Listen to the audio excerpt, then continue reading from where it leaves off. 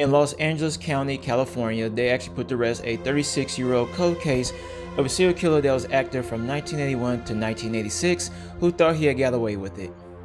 This is 67-year-old Horace van Vaultz, who was charged with first-degree murder under special circumstances back in September 19th of 2022.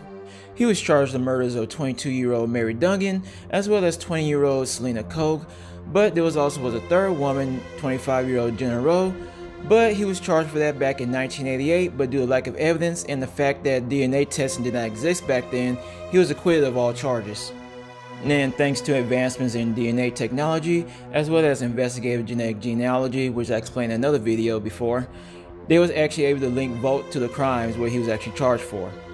His first victim was 20-year-old Selena Koch, who was assaulted and strangled in San Bernardino County on July 16, 1981, and her body was dumped in Montclair just outside the Los Angeles County line. And 5 years later, 22-year-old Mary Dungan would meet the same fate of being both assaulted and asphyxiated over in Burbank, California, which is a city on the southeastern end of San Fernando Valley in Los Angeles, California. Now this is where the story gets interesting, because in November of 2019, Horace was pulled over for a traffic stop, but when they ran this information, they found that he was actually a wanted man in the murders of Selena and Mary. He was booked into the Los Angeles County Jail with a judge ordered that he remain in custody and be held without bond. Now during his trial, Horace actually took the stand in his own defense and tried to explain the whole entire situation by saying that he never assaulted those women and that everything he did with them was consensual. And his lawyers went as far as saying that Horace lived a free lifestyle where he was a swinger and that there are times when he don't even remember who he's been with. Now prosecutors had argued over the fact that Horace was due to the guidelines I can't say this, but I'm saying X, add an S at the beginning of it, motivated serial killer who attacked these 3 young women in a similar fashion.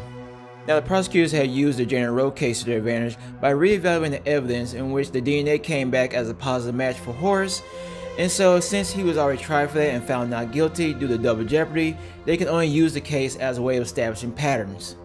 Now during closing arguments, prosecutors have stated that for you to believe the defense story, you have to throw common sense out the window and have to establish that he has to be the most unluckiest person on this planet to have consensual relationships with these women.